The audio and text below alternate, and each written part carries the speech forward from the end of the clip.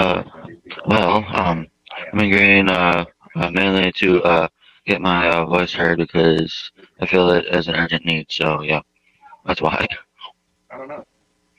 Uh, that basically letting know the viewers who I really am and not who I am not. So, uh, due to how everyone seems to be betraying me in such a negative light as of late, I feel that it's only fair that my voice gets out there to give a more accurate image of myself. Well, for me, I'm more of that was the way I was brought up. I was raised more as a person full of anger, honor and integrity. Uh, Not only that, originally, whether it was my father, my mom, or anyone really in my family, any of my uh, superiors, and mainly ones who were older than me, they all basically rose me to have respect, honesty, all those things a noble person is supposed to have. Uh, of course, due to one of my mental and my main mental disability, it's quite easy for me to be deceived, unfortunately. Uh, well, the main reason this all even transpired was basically due to the love that I felt that was equally shared between me and Gypsy Blanchard. However, I've learned that as of late that she may have just been using me, which is sad because I felt it was much more real than that at the time.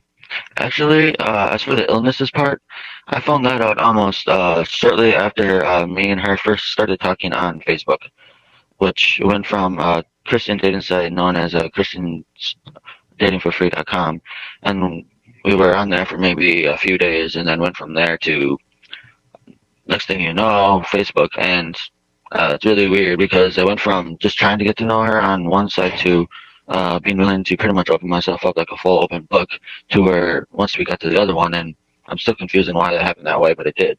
And when it happened that way, I almost instantly learned about the medications. Of course, I learned that not all of them are actually fully what she was actually supposed to be taking. Most of them are all just stuff that her mom was forcing her to take that was by far not needed.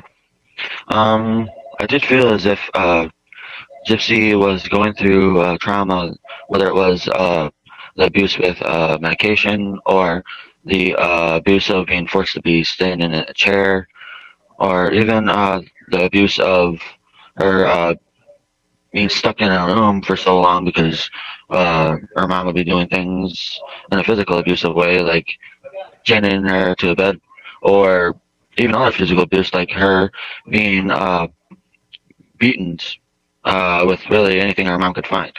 And all this stuff I felt shouldn't transpire. I felt like as if, unfortunately, I didn't think anyone would come to her call. And if she tried to go to the police, they would have, due to the way that her mom was making her betray to look as, she would have basically looked as a like a lunatic that no one would believe due to what her mom would be putting in everyone else's head. So she felt like it was a non-escapable path upon it, and she needed someone to understand her enough to be willing to basically risk their life for her, which is unfortunate that that had to go the way it did because originally I wanted to just run away with her, but she kept on persisting on this alternative thing that really didn't seem to pan out in the way that it never was obviously meant to. Yeah. Yep. Since she had warned me that she's tried it twice before, and she's only mentioned one of those times in the media. The other, apparently, she almost got close to killing her mother, but however, she couldn't do it. Uh, she was attempting to do it mainly for someone that she had an infatuation with, and well, she found out later that it was just infatuation, but yet the person keeps using her to this day. So yeah, it's very sad. Well, it's unfortunate because it's the way that she was brought up. She was brought up to lie and lie and lie and lie and lie. She was brought up to basically uh, play the victim role. That's the way she was brought up. She's only doing what she was taught. Believe me, she was brought up in a much more better uh, environment, a much more better people around her. Not just her mom. I was around her. I was holding, pretty much holding her down for who she could really be. I can almost guarantee she would have never asked me that dreadful question. Uh, a severely unfortunate situation because even now, even after she basically is admitting to everyone in the media that she was basically using me to get rid of her mother, which is very, very, very not only uh, evil thing to even admit right on national television, which I still to this day, well, I kind of wish he would have admitted earlier because, well, I was mainly the one person who was trying to make her a better person while her mom was trying to keep her the way that she was. And that's part of the reason why now I feel it's more of a slap in the face. Because, yeah, it's one of those situations where you feel that you have done all you could for the person, and if the person doesn't want to feel appreciation towards you for all you've tried to do for them, then I guess it's one of those stones you gotta throw into the water and move forward, unfortunately. You make it as if loosen the load that you're having to hold upon. It's basically an analogy. It's basically what I'm using. However, now I been slowly and trying the best I can to heal from the situation, and from everything I have been trying to get over and get through. It's been a rough road. I will not deny it has not been. It has, uh, but I know that within time always heals. So I'm hopeful that it will. I'm that's the thing with me is that she I feel has actually it's sad, it's so sad. She yes, maybe about the same amount I was maybe trying to attend to get. I'm still trying to get 15, and that's where I still stand. I'm still trying to get that. I would have been happy if me and her would have gotten the same exact amount of time. I'm not one of those people where I'm going to be trying to wish her a life sentence or any crap like that like she did to me. I'm not a conniving person like that. That's just not in my blood. It's not in my genetics. It's not who I am. That's part of the reason why when she does what she does, I can't blame her. I can only understand that that's the way she was brought up. But me personally, if we would have both gotten 15, I would have felt it was fair. Since she's gotten 10 and I'm still trying to at least get 15, uh, really, yeah, exactly. It's a pretty hard road to get to that point, but God willing, that should for sure happen. Uh, well, there's two parts of it. One, I was planning on using my mental disability, which is clearly documented from multiple psychiatrists and uh, ones who have studied psychology. So really, I mean, I have a therapist from when I was 15 years old who said because they had family member who was one with Asperger's syndrome, they were the first ones who mentioned when I was 15 years old that I had that and I didn't have the more form of that severe of autism. I didn't have that, and I didn't have anything less either. So really, with that being said, um, I learned of that term, and then I ended up having to look it up to learn more about the certain patterns and everything else. And once I learned about it, I started noticing things about myself that did match in with it. And then the next time it happened was in 2009 when I was trying to receive Social Security benefits from SSI. And I was accepted on that too because the psychiatrist that the state hired of Wisconsin could not find anything of me faking it or anything else because it was just really how I was. And uh, that's two of them. And then you move forward to 2015, uh, and I believe it was December of that year. I ended up seeing another doctor, and then move forward in 2016, see another one. So they all of them have admitted I have it, but the prosecution's defense is trying to make it seem as if I only have level one when I actually have level two, which requires some supervision, not heavy supervision, just enough to where they're making sure I'm not getting into any trouble, basically. Which now I understand that now when it's been a bit too late. The second one would be uh, basically manipulation. The second reason would be manipulation, because I will not deny it because she's done it for so long to the entire public, and that's part of the reason why the public is having a hard time believing what she's saying. She's was obviously trained by the very best before her mind unfortunately passed away. Uh, Her mom taught her very well how to basically master manipulation, master lying, master deceiving great audiences of people. And because of it, she knows what she's doing when she lies. Unfortunately, she's very, very good at it to the point where people won't know that she's lying to them just because she can do it without any conscience at all, which to this day boggles my mind. But because of that master of manipulation that she is able to do, she had no problems manipulating me into the situation. I wish I would have known it was more manipulation than love, because if I would have known that, I probably wouldn't have been in the situation I'm in, and I probably wouldn't be sitting here having this conversation. But yeah, the only regret I have is basically not seeing the signs that stuff was not in a good light to unfold. That's basically what I have mainly regrets of. The only thing I don't regret is getting her out of that situation. I regret, however, the way that I had to get her out of the situation, but I don't regret getting her out of it. If I would have been able to run away with her, I wouldn't have any regrets at all. But due to me finding out, well, that she was using me, I maybe do regret putting my heart out there, but in another way, I don't regret it only because it has made me a stronger person. As they always say, no pain, no gain. So, yeah, it has made me a stronger person. I will say, however, that when it comes to um, the way I feel about her now, I still love her to this day. That's never going to change. I will always love her. I promised her that that would never change. I'd always unconditionally love her. I always will. Um, if she wanted to be friends with me, I'd be fine with it. If she didn't, then I'm fine with it too. I'm I'm one of them type of people where I try to be as happy-go-lucky as possible. I try not to let everything bother me too easily.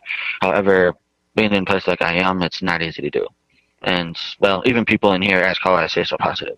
I think for one, my mom's always told me before I ended up coming down here to Springfield and got stuck down here like I am now. She's always been telling me all the times that she was video visiting me up in Wisconsin that she's strong like I am and I can handle this and I'll be fine. And she basically was giving me the support I never had throughout almost my entire life. That emotional support I never thought I'd ever receive. So, yeah, that, and then you also have the support of my father, which to this day I still talk to every once in a while. So, uh, every little support I've gotten has been able to keep me from basically losing my mind, which every little support I have, I definitely appreciate. And I never take anything for granted, no matter how it comes in its form. I never do, because I know that every day you never know if you'll be gone the next. It has to be one of those days where you take it as it comes and appreciate everything you can within that day, whether it's just living in general, and move forward. And that's the way I perceive it all. Yes, I basically promised her that I will always love her, and it's true, I do. I still love her. But, however, I'm not in love with her since that's a little different. Due to what she's done, it has killed my romance that me and her had between each other. And that's mainly where I stand. I still love her, but I'm not in love with her.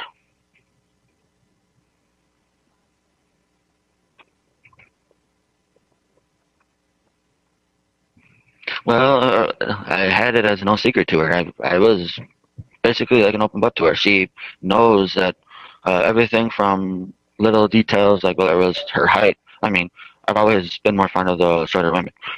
There's no secret to that. I've always been fond of the shorter ones just because that's just my preference. However, that along with everything else about her. Originally, obviously, she created these perfect personalities that would attract me to her and keep her basically to where she didn't have to worry about me being disinterested at some point. And she kept my attention creating all these things. And it's unfortunate because who knows if they're all real.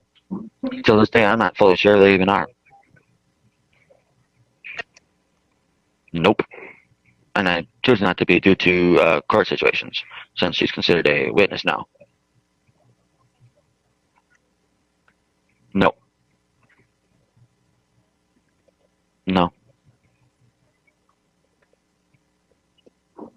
Uh, well, the only thing I would really would tell her is that you might have betrayed me and turned your back on me, but that's not going to stop me from loving you. I'm always going to love you, whether you want to accept it or not. I'm always going to love you.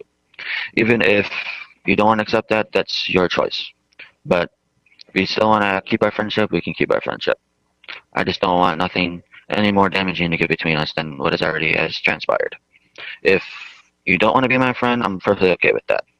Just know though that no matter what happens, you'll always have someone that loves you, even if you never believe that you do. Basically, just let her know that she will always have someone who loves her. I might not be willing to the extreme that I was manipulated to at this point, but I still would be willing to do other things for her as long as they're much more smaller than what has happened, because I'm now in a more cautious position than I originally was before. And now I feel as if she needs to basically really think about what's going on more before she speaks, because even though she might not be able to get tried for any more charges and so forth, she's basically trying to do what she's trying to do for her public image, when really there are facts out there that aren't very good about her.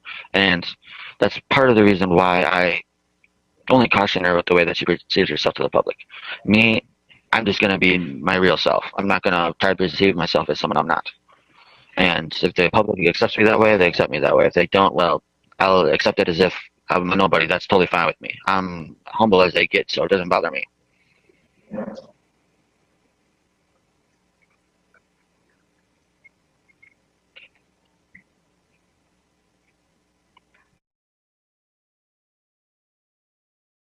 Well, Asperger's syndrome is very well documented, whether it's through studies or even websites dedicated to it.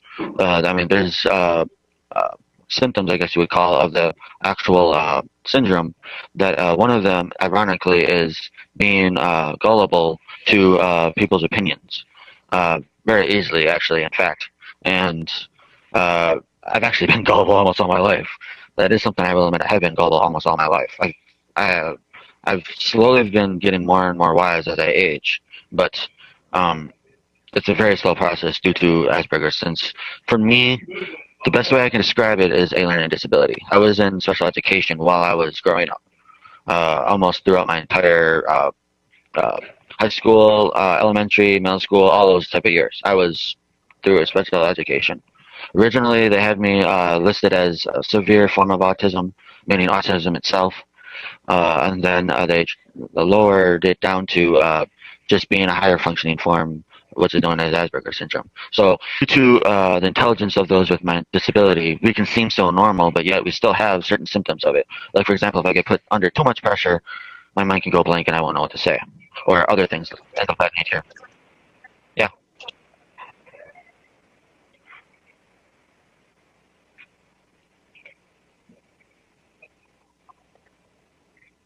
I barely knew anything about that part of me until, well, what happened. I mean, the first time I was aware of it and it freaked me out was me being around 14, 15 years old. And I seen a glimpse of something in my eye and I didn't know what it was. It was just like a glimpse of something in my eye. And then I felt as if, what do you call it? A dreadful like feeling came upon me as if something wasn't right. And it was almost like whatever it was that I noticed in my eye, it was almost like something knowing and letting me know that I was to be aware of it being around. And at the time, it was just a dreadful feeling that I didn't understand because I was so young. But uh, I basically tried to get Gypsy to be willing to explore that part of me for me to understand it better without uh, letting it get out of control. And then she, instead of just explored it in a like conditioned way where it wouldn't be out of control, she ended up taking advantage of it. So uh, yeah, she ended up angering it more and more with basically provoking it that it wouldn't do certain things and so forth, and it used it as an advantage.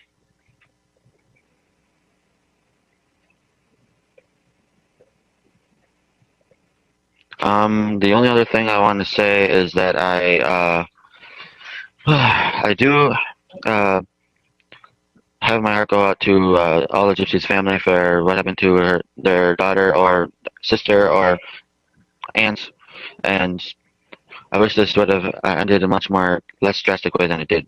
But just let everyone know that I appreciate this opportunity and thank you.